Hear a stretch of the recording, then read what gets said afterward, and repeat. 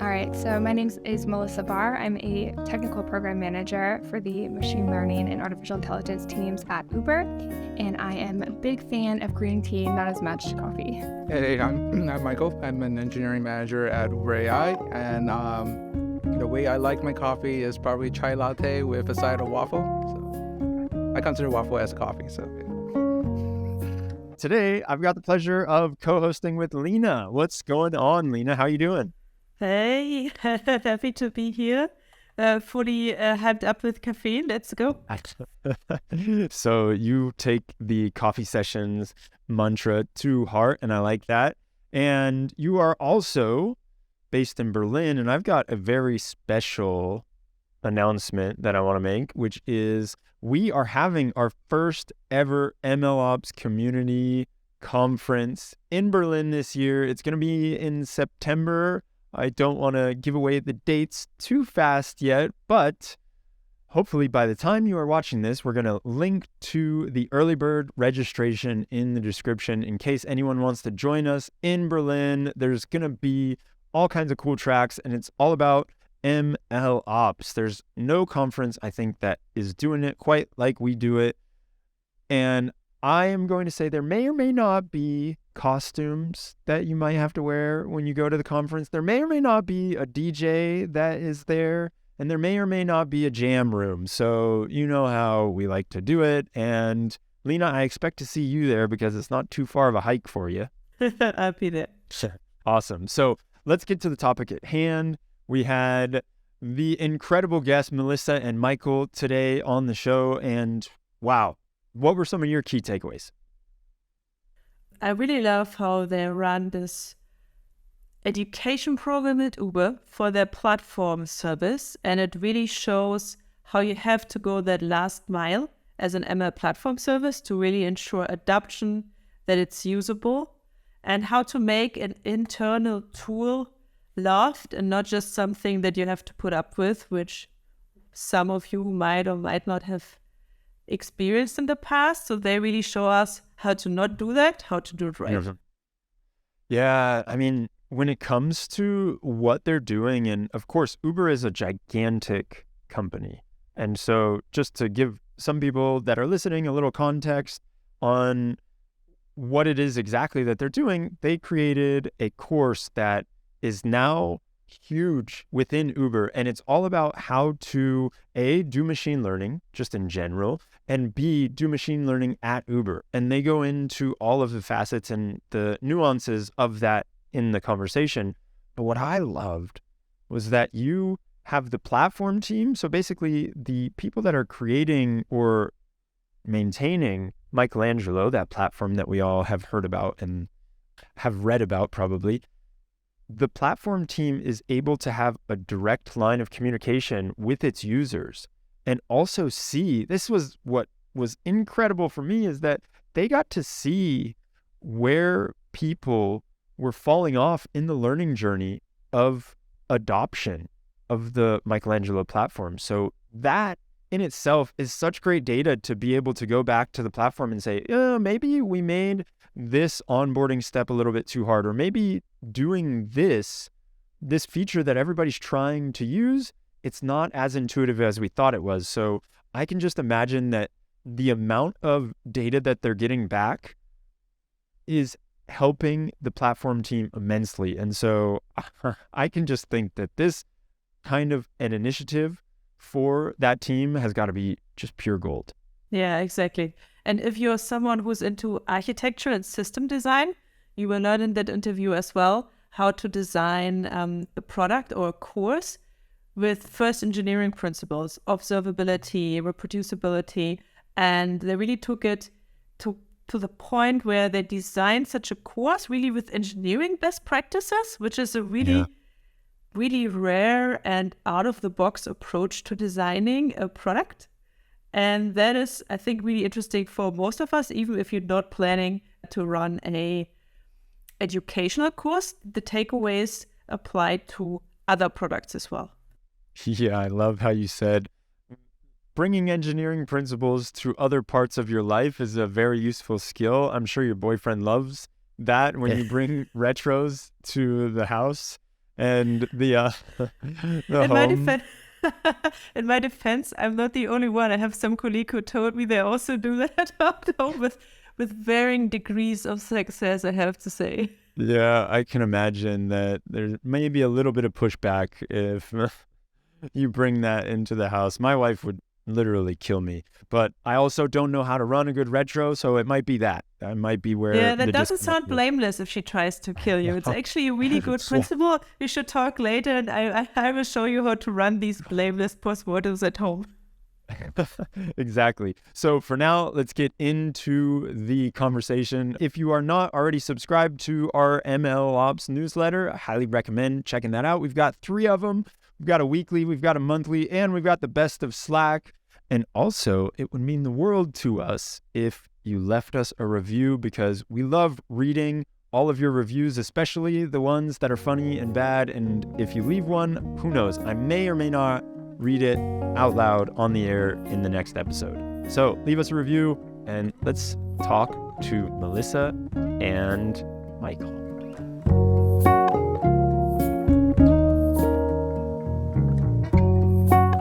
I think we have to start with the objective, and maybe you can break down, and Melissa, I'll ask you to break it down for us first. What exactly is this program that was created? I am so excited because I think a lot of the MLOps community looks at Uber as someone who is leading when it comes to data and machine learning specifically. And so when this article came out, it was surprising to me that there is not only a lot of thought, but a lot of process that goes into making sure that Uber stays that way. So can you break down what exactly is the whole process like, and what is this initiative?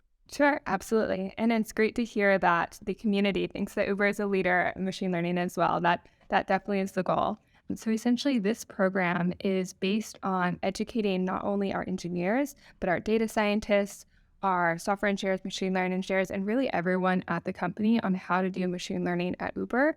We didn't really want to recreate the wheel because there are already a lot of external resources available for machine learning, but we really wanted to focus on what was different at Uber and how we could educate people to use our internal ML platform. So essentially the objective or the goal of this whole program was that we knew that Uber would win by scaling machine learning, and we know that we can scale machine learning by educating. Could you give for the listeners just maybe one examples of a typical course that someone would take so they can imagine, okay, I'm now an engineer at Uber.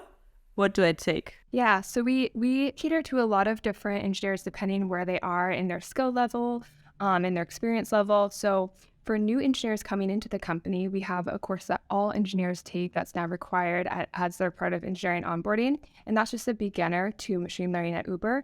Even if an engineer is coming in with previous experience from another tech company, and even if they were a machine learning engineer at that company, they still don't know how to use our platform. And so it's very much a broad course that helps people both learn how to do machine learning at Uber, or if they already know the basics, how to use our tools. In regards to what type of courses people can take, if you are a brand new beginner at the company, maybe you don't know anything about it and you want to get started, we have introduction courses. We have a couple of different introduction ones to regression, classification. We start all the way at the beginning. And then if you're more intermediate, we start with courses such as feature engineering, deep learning.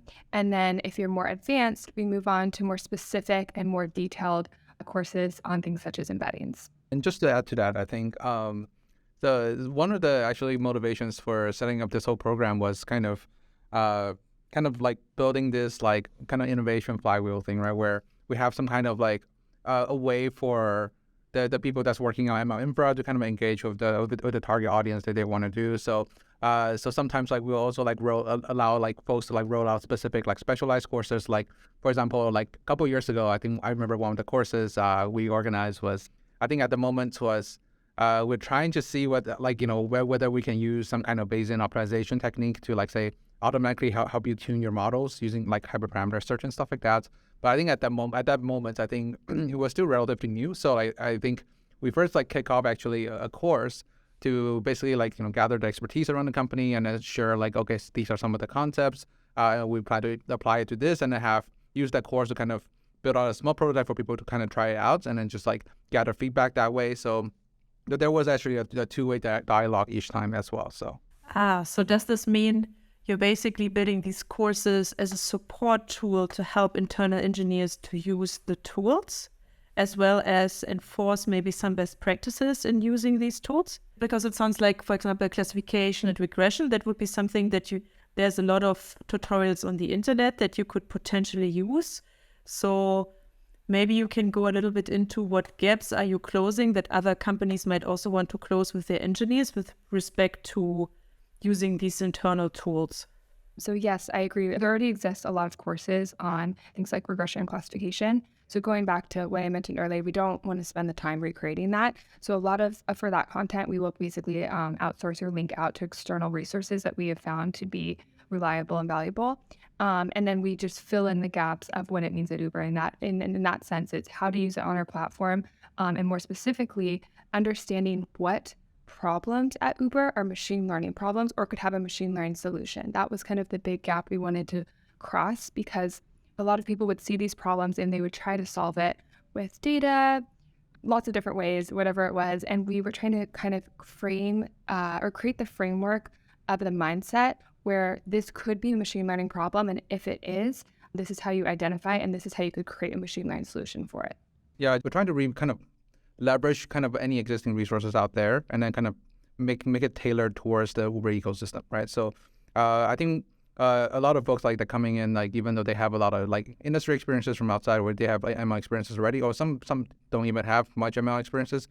I think it's about kind of like setting up maybe a series of different kind of learning paths and curriculums that they can like visibly track their progress to progress, and then also understand different our kind of internal ecosystem of like machine learning tool sets in increasing complexity, basically, right? So and I guess for kind of the ML infra side of things also is that we as users, are whether regardless of their experience, as they engage with our courses, we can also understand kind of like what are some of the common pain points they're using when they're leveraging our tool set. For example, like when they're building a regression model in an intro to regression course, and then making sure that we can address those pain points in our tools as well. So did this somehow grow out of your platform team? So was the platform team sitting there, or these engineers are not using the tool correctly, or we have to give them documentation and the documentation is just not cutting it? Could you say that like similar companies, it would probably grow out of their ML platform efforts? Yeah, I definitely think so, because I feel like there's always different sets of documentations, right? There's like, we internally, we also have like 3 or 4 major categories of kind of like documentations for every kind of features that we develop, right? So there's always some kind of wiki, there's kind of a glossary of all the information out there in terms of all the feature sets, all the details on how to use the features. But there's also like kind of like standard flows in terms of like, okay, if I want to just jump in, build a model quickly, or I want to jump in and say, leverage incremental training, how do I do that? What is the end-to-end flow, right? So I think some of these courses will build end-to-end code labs to help facilitate those things where people can just jump in, understand the general flow, and then if they have specific questions about specific parts, they can leverage kind of other resources like the wiki to get more details, right? So I feel like these kind of framework, I think, is pretty adaptable to other companies as well. So perfect. So basically, in summary, the idea is like documentation is not enough. You have to really go in there and make sure that people are understanding that this is how it works, and we're going to help you along your journey as you are leveling up. And we're not going to expect you to just be able to go in there and figure things out on your own. So it's a little bit of, I don't want to say hand-holding because I don't feel like that's the right word, but it is like more like encouraging.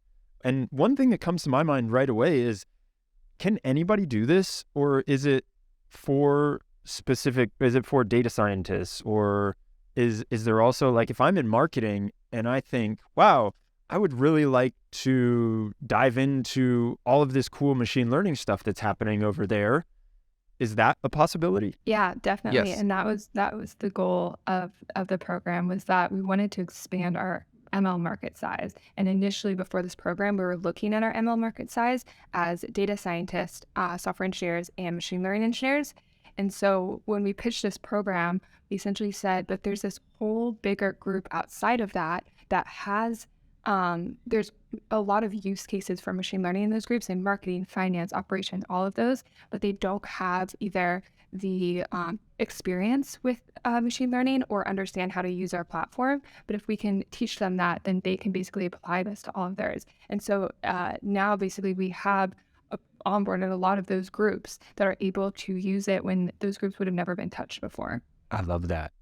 And I mean, the thing that comes to my mind right away is like, this has got to be gold for the platform team because you have direct contact with the people that are your users and your customers. And so how have you seen that relationship? Has the platform team been able to come to you and say thank you for this because they now have a direct line of communication or the communication flows more? Have you seen any evolution in that regard? Absolutely. I think one of the goals that we want to kind of achieve was to make this kind of an incubation kind of environment where people can just kind of come in, test out some of the features, gather user feedback in real time, right? So actually, a number of our services that we built over the years are actually as a result of like getting it like user feedback, right? So for example, like one service I mentioned just now was like our auto-tune service, which is that leverage like Bayesian optimizations to kind of like help user automatically tune their hyperparameters architectures. That has obviously evolved over time, and then basically we have organized a sequence of different kind of courses to kind of gather feedback as we move along. And it's actually very interesting as well, right? Because there's a couple of things that we can address with this environment. One is basically I think one thing we mentioned within the blog was like reproducibility, right? Which is like being able to exactly reproduce the environment each time and then run whatever like course contents. That actually helps reduce kind of the friction for users that to easily go from say, okay, let me test out the latest features that the infra team kind of provides. And then now that I'm actually familiar with this feature, I can just make minor tweaks and then take that to a production environment very easily. That is also understandable by the infra team, right? So that has been super helpful. And actually, whenever they are not able to do that, we're also basically tracking that to see exactly at which point do they start to fall off. Then I think the infra team gets it like very like strong feedback that these are kind of the pain points that we should address in the end-to-end user experience, and then go from there, right? So yeah. So that sounds, when you mentioned the reproducibility, like you baked in some of these best practices that ML tools are often missing. Like you can do a lot of decisions on your own, but a lot of them are not very opinionated about a very good project setup, or there's just generally very few agreed upon best practices that everybody follows. So could you speak, if you baked some of these into the platform and made sure these are known by doing these courses? Is this something that I was suspecting when reading about the reproducibility efforts? So as you know, like I think there's different kind of environments that could complicate different things, right? One is basically the dev environments that's specific to a company, right? So that's one. The other thing is probably just reproducibility of kind of ML, models in general. So, and I think we're trying to kind of like tackle both of these, and basically the program is built on top of kind of the infra the machine learning infra that we have. So there's some kind of synergy between there. So in terms of like addressing the first part, I think making sure that everything that we build in terms of course content as well as in terms of infra, everything is containerized. Everything there's different flavors of, say, Docker containers that has different requirements that's tailored for different types of audiences. Super important. For example, like there's some like PyTorch specific like users like will have a specific Docker flavor, and or TensorFlow users or someone else, right, or someone that's developing kind of time series forecasting models. They will have a set of libraries that they will always kind of leverage, and making sure that these Dockers are constantly updated, and then we leverage them within the course. Then they can basically leverage this exact same kind of image with the same environment within a production environment. So that is one, right? The other thing is about ML reproducibility, which is we need to make sure that there's different randomness or stochasticity being introduced in the different either in features, data, or even in your machine learning algorithms.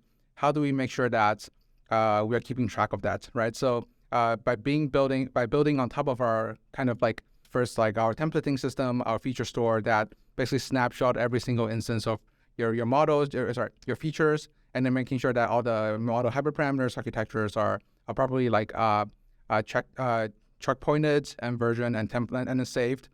That easily allow us to kind of like say, take this learning course, you build something here, we have the exact same environment in terms of library dependencies, but we're also able to kind of like easily reproduce your data snapshot that you use during the course in a production environment. That has been super helpful because both the audience as well as the instructors can easily jump in, help you debug, or like, or basically just like take that and then continue to leverage it within some other production environments. Yeah, I was just going to add that like in the courses that we're running, it's very consistent to what you see in production. So there's no surprises once you finish the course that you don't understand what's happening later on. Like if there's confusion and you have questions, we are there to help. But it's consistent with what you've seen in the course. And a lot of the courses actually have you build everything right there with instructors or in the self-serve ones. And so you can kind of get a feel for the whole process before you do it itself. And one other thing I wanted to mention earlier on about our documentation versus our training is we kind of segmented our options into 3 areas, either live, semi-guided, or self-serve. We don't want to be hand-holding all the way because that's just not scalable for us to do that for everyone at the company. But we segmented out the live courses, which would be more of the hands-on ones, for those complex theory applications where we're trying to teach like very complex topics and get that put in the initial investment with the time there. Then everything else is more automated and more scalable and more maintainable with either semi-guided or self-serve. So we might put in the initial investment with a few of those live courses, but then the rest of the curriculum can then be taken online often. Instantly, my question, I think, and probably what a lot of people are wondering is, how long have you been doing this, and how long has it taken you to create such a mature learning system inside of the company? And then like, how many people are just dedicated to this? Yeah, it hasn't been going on that long. I think there was actually a previous version or try of this back in 2019 that we ran. It was a very smaller subset of what we have now. Then we restarted this or proposed this idea and started building it in 2020. We did the proposal kind of like late 2020, started building in 2021, went through about 1,000 attendees in 2021. And then in 2022, we increased that by about 50%. And so now we're going into 2023 strong as well. So overall, it's only been going on for about 2.5 years. So not that long, but we've iterated a lot throughout that. As far as the amount of people working on it, one of the things that I'm at least really proud of for this program is that it was all volunteer built and volunteer based. So we didn't actually have any engineers full time who were working on building this out. We had a product or a PM, myself, and then there was another person. I want to give a shout out to her, Brooke Carter, who helped build out this program in 2021 as well. So we had kind of one person leading it, but all of the engineers who were the instructors, facilitators, helped build the content. Michael is, of course, one of them. Those were all volunteer-based. So we had to essentially pitch this to leadership and encourage managers to basically allow their employees to spend the time on it. Yeah, actually, so just to add a few kind of like additional like colors to it, it's actually not all like, like roses and gold, right? I think like in the beginning, all right, let's hear it. So in the beginning, we started very small. It was the very first course I think we built was like, I think either like some kind of reinforcement learning course or something like very specialized, right? We were basically just like, within like Uber AI, we want to explore certain new topics. I wanted to kind of see what are some of the user engagement in this topic. And actually, there's like latest techniques in AI and machine learning, but we're not sure like what company use cases are out there that are applicable. So it's actually, we use that as a channel to kind of gather potential users of this feature, right? So, but I think what we quickly realized, and because we're also like primarily volunteer based, is that we need to make sure that it's super easy, right, on both sides, for the students to attend things and for instructors to maintain things. And actually for a period of time, and I'm sure Melissa remembers this, where, it's just every single time where we have a new course or when we need to update a course content, because things are not snapshotted or reproducible, basically new instructors have to just like rebuild whole contents, right? So that causes a lot of frustration, a lot of friction. Basically that kind of push us towards thinking like, how do we build this in a framework like kind of thing? How do we guide our future courses such that, well, we don't continue, we continue to kind of like gather more momentum from volunteers. They can always jump, like sometimes, like for example, this quarter, these instructors are busy, but they're free. The next quarter they want to continue to contribute. We want to make sure that experience when they jump out of this and jump back in, that experience should be seamless, right? Because they should be able to exactly resume where they were left from, and then, or at least understand what is the delta that has been built since then. So that actually motivated a lot of our thinking. And another kind of thing I just want to quickly mention was like, in the very beginning, just because of the course content being super specialized, like a lot of people really attended, and then I think we got a lot of positive feedback. But then we saw a lot of like friction of like, say, like people really love it. A lot of people like actually use it, even like prototype of it after that. But why don't we see that translation into production use cases for at the beginning, right? So, and that again motivated kind of the things that we just talked about, like how do we make things reproducible, but also how do we kind of make things accountable, right? Which is like, how do we basically first identify the pain points of what blocked them from going from, say, an interesting prototype POC into production, and then actually like actively give that feedback of saying that, we are constantly addressing this part. After this, like you should be able to unblock, and then make sure that transition to be as seamless as possible again. So this sounds like a really good metric also how to evaluate courses, not just that people like the course, like you said, like if they love the course, it's very academic, let's say, or it's very interesting, but nothing ever moves to production. Probably you might like it, the colleagues might like it, but Uber might say, is this a good use of our resources?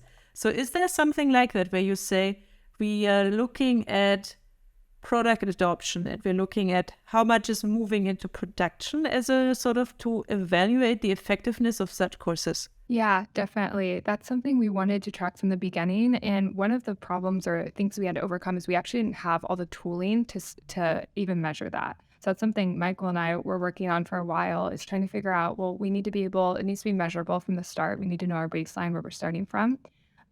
So we spent a long time trying to build out the tooling, kind of monitoring who is creating these notebooks, how fast are things moving to production? Like once someone completes a course, how many weeks or months from then do they have a model in production? We wanted to know all those things.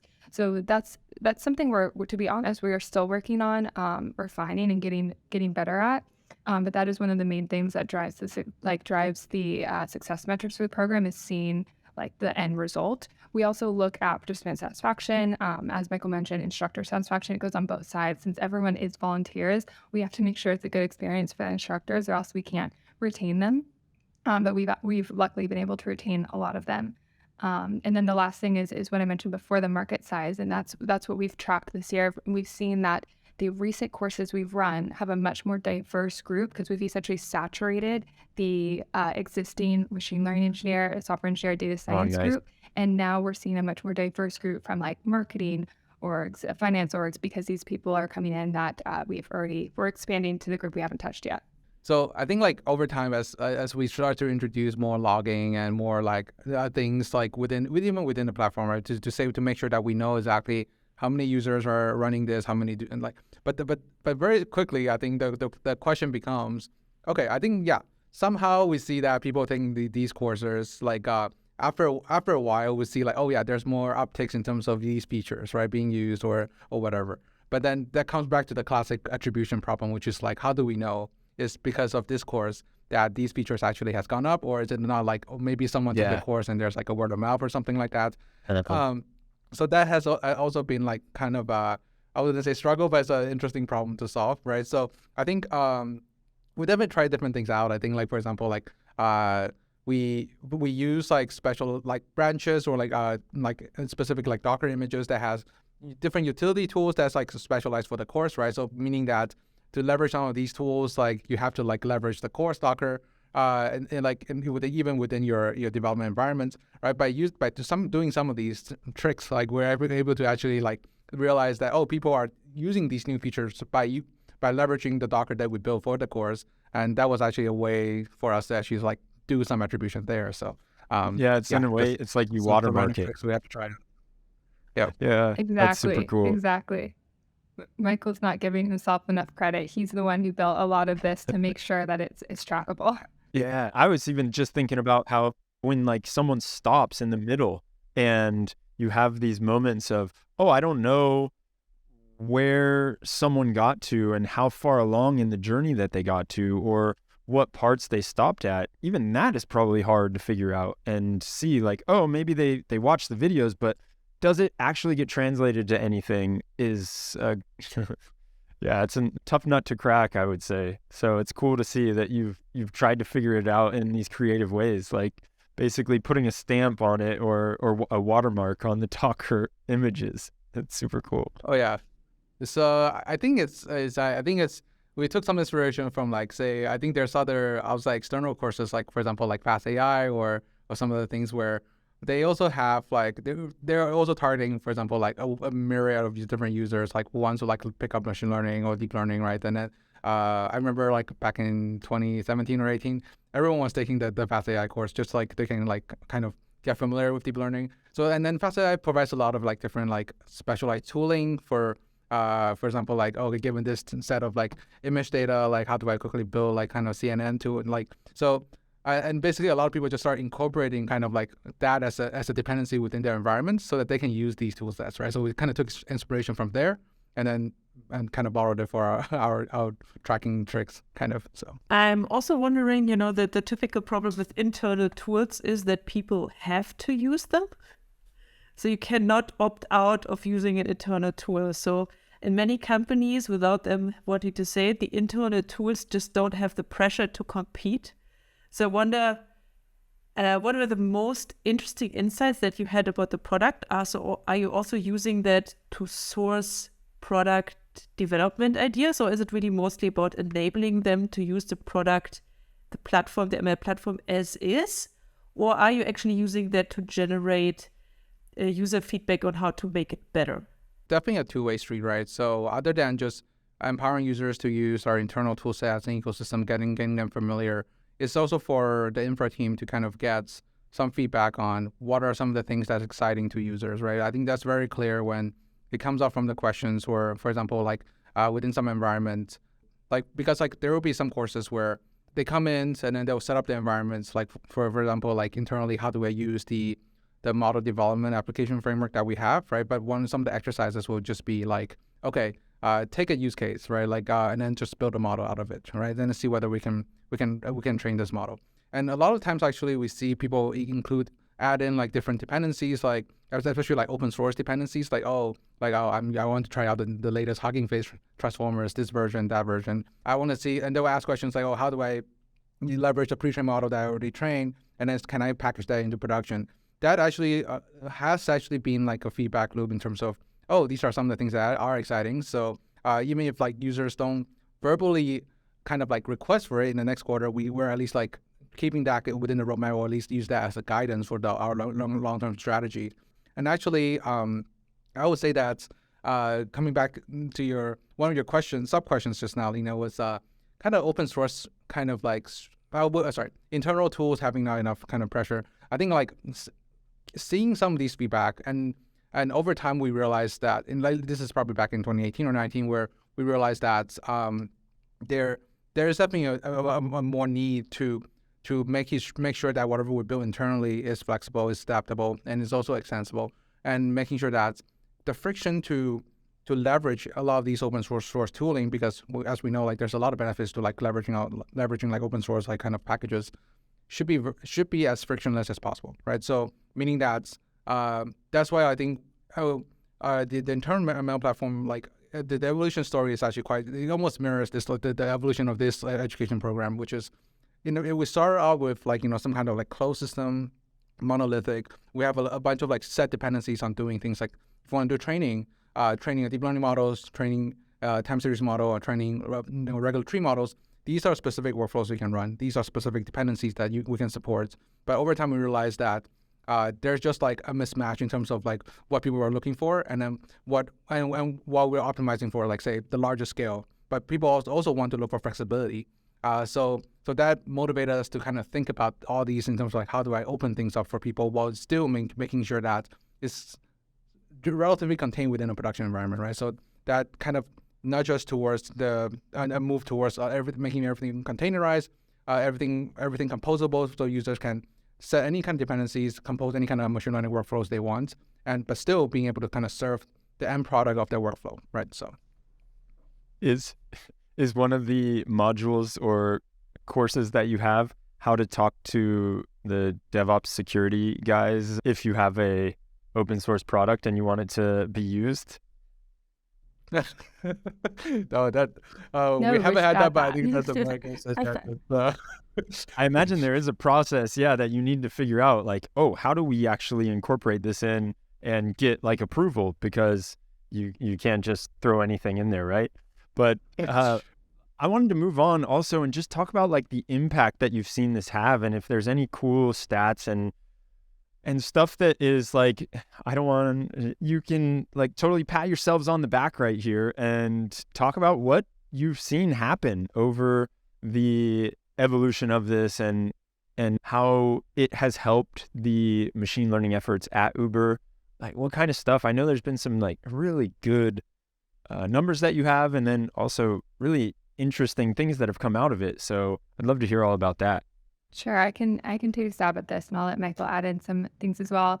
So we have a lot to show for the training program in itself, but also want to share a little bit about what numbers we're operating at for machine learning at Uber. So we have millions of ML predictions are made every second, something we mentioned in the blog as well, but that translates to thousands of models trained per week, thousands of models deployed per month. So all of that together was essentially the ML training program is growing those numbers in addition to the other work being done at the company. For the program itself, we first kicked it off with about 10 live courses, 27 instructors, and about 13 self-serve code labs. We've since grown that even more. And one of the biggest growing factors is every year we have an internal conference at Uber called Uber ML, or Uber Machine Learning Conference. It's basically where we are able to showcase machine learning projects from people all across the company. They don't have to be in the machine learning org at all, and often they are not.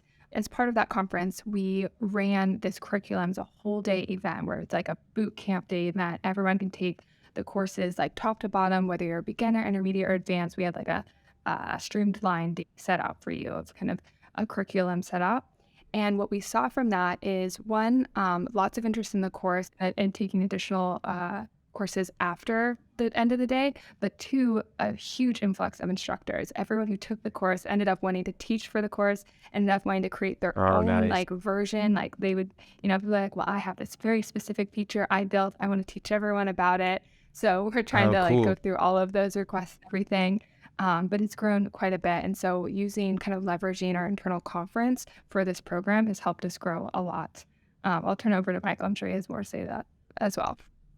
One major thing I want to mention is obviously a highlight of all these is actually being on this program with you guys. So this has been a highlight for this. But the other thing is, I think in terms of there are definitely things we are also doing to measure the efficacy of the framework itself, which is like, for example, like there's different principles that we really care about in terms of like, how modular the course is.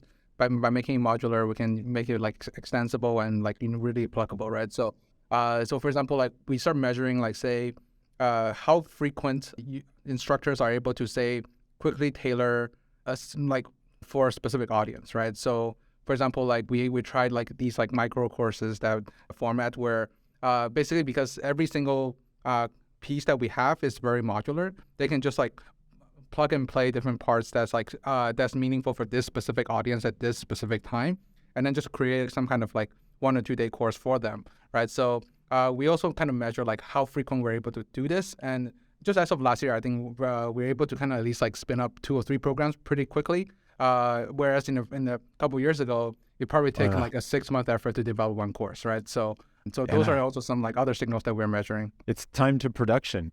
It goes back to that. Whereas it's also time to production, that's right. Yeah, exactly. There's something that I think about too when it comes to the inspiration that you've probably given other companies, and I'm sure there's a lot of people that are listening right now and they would love it if at their company they were able to do something like this. where do you recommend someone get started? I know, Melissa, you mentioned at the beginning that you really had to champion for this with executives and try and get engineering time to be able to have them, or whoever, like whatever teacher's time to have them be a part of it. What would you recommend for somebody that says, I want this at my company? How do they even get started with something like this? Yeah, it's a good question. I would say my best recommendation would be to find a leader who is passionate about machine learning and essentially create a pitch for them and have them vouch for it. And that's essentially what we did. Is we had the leader of our machine learning organization, her name was Smitha, and we had another leader in our technical program management organization, specifically his name is Kamran, and both of them together were both kind of champions and supported and saw the value behind this type of program. So in trying to create it, I was essentially making that pitch to them, and then they helped support us and back us up and make that pitch kind of further up the line where we could get the support we needed. Still, that being said, had to bring on a lot of volunteers, and it was all volunteer based, and it still is all volunteer based. So it doesn't mean that you get a whole team to work on it specifically, but I guess my recommendation would be to kind of find an advocate who has a lot of influence at the company, who sees the value in machine learning. If you have such a platform team, or if you want to generally increase the adoption of ML in the company, in which order would you put such a program that you did? Would you say this is mostly for mature companies to bring up adoption after it's already been in progress for a while? Or is it something you would rather do in the beginning so that people even get to the adoption? I could see it going either way, to be honest, but it is probably easiest to do it more earlier on, just because you almost have to play the catch up later on. But I wouldn't let that discourage. Like, if there's people listening that maybe their companies more mature and they feel like they would have to do so much backtrack, I wouldn't let that be a discouraging aspect. But probably earlier on would be better, especially if a company already has a machine learning organization or a machine learning platform or a team that supports machine learning. Then that's a much better base to start at, or to have to get started with. Do you think that something like this is still worth it if a company does not have their own homegrown or home-built platform? Honestly, maybe in some cases, no, if I'm being completely honest, because there's so many good resources externally that I think if you don't have enough support internally, then it's going to be too much of a heavy lift to try and build this all from scratch. Then no, I would say there's plenty of external resources. And we've, even in building this, pulled a lot externally already. So I would say if there isn't already a homegrown process to start with, or some basis, it may be better just to outsource externally. But there is one thing that I think is fascinating with this, that is around the idea of someone who creates a feature and then they can create a module or a course on how to use that feature or what that feature is, which I think it doesn't matter if you have your own platform or if you're using someone else's platform, that kind of thing is still super useful, and it is very company specific. So that education, and really having that education in your blood, in the DNA of the company, is super cool to think about. Yeah, I think just adding on to some of the points here is, I think the ultimate goal here is to reduce the friction for someone who have external knowledges and map it into the internal ecosystem, right? In terms of feature sets and tool sets. And we want to promote some kind of like distributed innovation kind of like cycle where everyone can be leveraging the same thing, building on top of it, and over time provide some kind of feedback so that we can build more things that people can kind of build on top of that. So I think I definitely agree. Like, there's definitely there's like some kind of timing thing that we have to think about in terms of whether there's enough complexity that warrants the additional overhead of having these programs. But I think like that just means that I would say like the program should exist in some form, just like how documentation should exist in some form. And the program can scale as the complexity of the organization grows as well, right? So, and in the beginning, it could be as simple as like, okay, I'm leveraging a mostly third party, but still, I think people have like a set of like models they develop, a set of best practices that they say, oh, I have to transfer this part of my data into a different cluster within AWS, and how do I kind of do that? that all start with some kind of documentation, best practices. When over time, as it becomes more complicated, we are building additional feature that's maintained on a cloud provider. Then we start to kind of see, something that we have here, right? Which is like infra team that requires feedback and requires like fast iteration of like their features. And there's a lot of practitioners using these features and kind of formulate that flywheel back again. So, yep. 100% agree with Michael. This blog post, the goal of it was kind of to show the different components that could be like plug and play and picked out for different companies. It's not a one size fits all. So it's definitely customizable.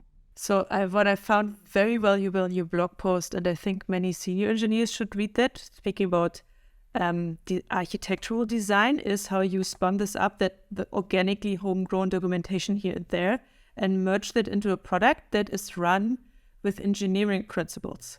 So I'm also having fun applying, for example, retros at home, taking these engineering practices and applying them in different areas of your, for example, blameless retros are amazing in your friend group. If you ever want to try that, I highly recommend that.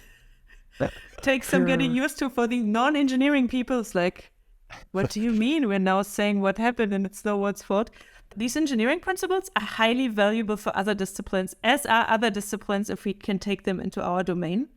So could you speak a little bit how you run this product with this engineering mindset, which is also very interesting to me because sometimes these like projects, everybody talks about them, they become big or useless or whatever over time, and no one is actually looking at fundamentals or observing them. And you avoided that by having this very principled approach, which I think you should totally spin out and have a different talk at a product conference.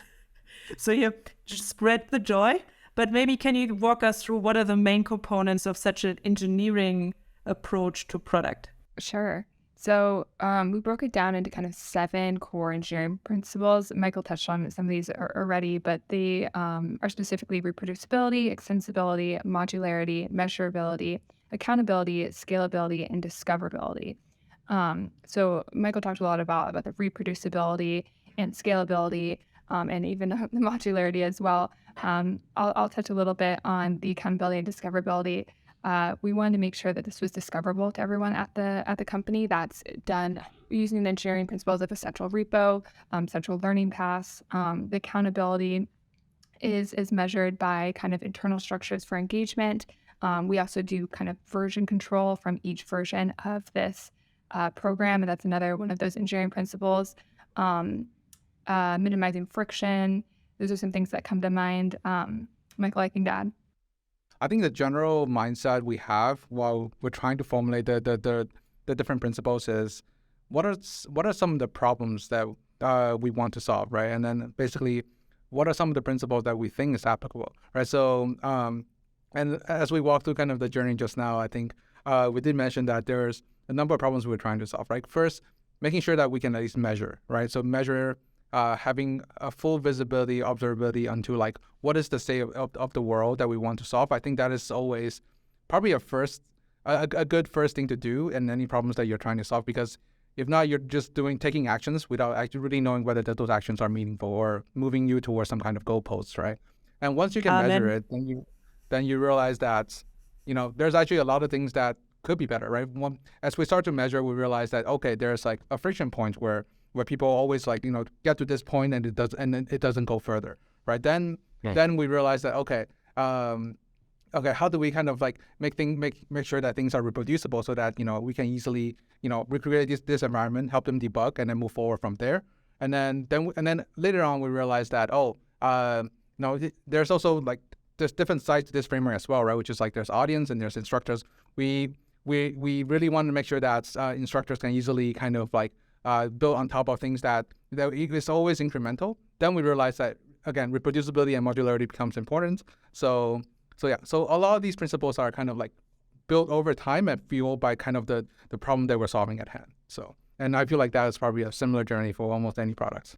So you know what I love is that the course on how to use Uber's data and machine learning platform has probably better principles and fundamentals than most people's machine learning platforms themselves, which is incredible to me. We'll take that as a compliment. So I want to keep moving and think about the future, because I imagine you're continuing to evolve this whole course. Where do you see it going next? Are you going to, and A, does this already happen with the data platform also, or is it only the machine learning? And B, what's next?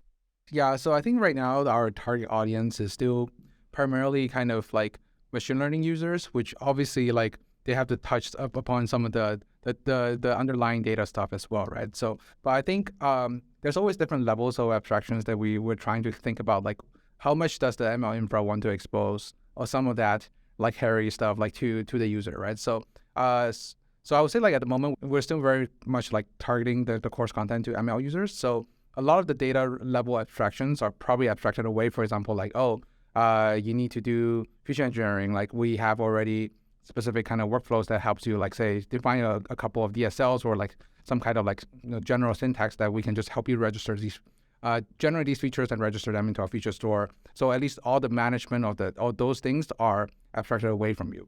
But that being said, over time, like I could totally imagine like our audience could grow from just machine learning centric to like say, okay, I want to do some EDA analysis or some kind of data analysis on just like on a data set, right? So we don't see any kind of like on the large framework that we have developed here is definitely extensible to say, okay, let's use it to say build to expose to or evangelize the tools that Uber has for just like doing data stuff, right? So we could totally see that happening at some point. I think I'd just add kind of some of the next steps we have in mind is we've put a lot of time into kind of getting to where we're at now, where we're a little bit in the maintenance phase right now, where we can relax a little bit, watch kind of what the impact was, and take some time to figure out where we want to go next. One of the things that I see in the future is by integrating this curriculum into our yearly conference. That was a huge hit, and we were able to basically have hundreds of people go through the program during a really short period. So I think that it will be a permanent part of that conference for the years going forward. So that's definitely something I see in the future. And then also just expanding the courses as our platform grows. Our platform is growing very quickly. We have a lot of new services and features available that are happening every day. And we want to make sure all of those can be used by everyone too. So I definitely see a future in growing a lot of new courses for that. It's super cool. The reason that I was particularly interested in this is because I feel like there hasn't been clear ways, especially when it comes to machine learning, for companies to spread knowledge and just how they do things, that tribal knowledge that potentially gets caught up in one department or in one team. You don't really have like a standard way of letting that get out and letting others see like, wow, there's something really cool that's happening over here. Or, oh, we've seen that this really works. Maybe other teams should try it. So it feels like this is a really great way of making sure that doesn't happen and you're able to upskill everyone in the company at the same time. Yeah, I think 100%. that's super important because ultimately I think the like in a lot of these scenarios, like there's a lot of kind of machine learning teams building different things, right? But they're also building on, I think a quick way of how the ML community has progressed so much in my opinion was like there's always a set of like standard benchmarks, like a set of standard data sets that we are constantly trying to build, like trying to beat, right? So and I think we're trying to reinforce that within Uber as well, which is like these are common data sets that we know are probably the biggest problem that we need to solve. So that, but surfacing like what is the state of the art, so that people know this is the set of benchmark that we should continue to beat. That's super important. So I feel like that should be done easily on the infra level, on the platform level, so people can discover these things. But then even if we make it discoverable, there's limited time from the user perspective. Having these programs to kind of further evangelize that these things are discoverable and these are the best practices to discover them is super important. I think it's very complementary. I was going to ask one more before we finish, and it really has to do with the last question I have is there's been a ton of hype around generative AI and just ChatGPT and all that. Do you already have a module about that and how you can incorporate it into the Uber platform, the machine learning platform at Uber? That would be if I could choose, that would be the first thing that I would want to make a module on. I would definitely. So no, we don't have one yet, but I wouldn't say it's impossible in the future. I would love to incorporate it somehow. Yeah, there's definitely a lot of chatter about ChatGPT. Yeah. So No pun intended. There we Nope. go.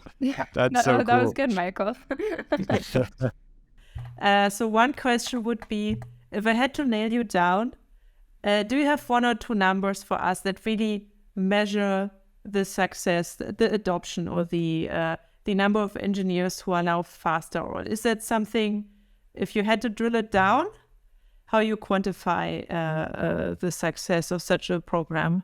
Yeah, if we had to kind of drill it down, I would say that in the last 2 years, our curriculum has grown 3x, which is a really big increase in a short period of time. And our instructor base has grown 2x. So we are very quickly expanding, and we are seeing definitely an upward trend, or a very positive trend, as our growth. So we expect it to be increasing even more this year, and we don't see it slowing down anytime soon. Speaking from other engineers, the fact that you're getting the instructors seems to me, for me, the sort of stamp of approval that this is needed and useful, because people like sitting at courses and listening to stuff, but if you get voluntary instructors, this is useful.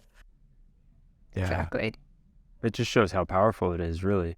At the end of the day, it's if someone's willing to volunteer their time to teach others about this, and as you mentioned before, Melissa, how people are excited to do this because they want to show certain features that they've created and how to empower others with these cool things that they have, that is just amazing. I really like that. So Melissa and Michael, this has been awesome. Thank you so much for coming on here and talking to us about it. Thank you for writing these blog posts. It's so cool, and I really am blown away, A, by the transparency, B, by the sophistication and the maturity that you all have been able to show with how to bring machine learning education to the workplace. I feel honored in a way that you've been able to talk to us about it and share these gems with the rest of us. Hopefully, it becomes more of a standard practice within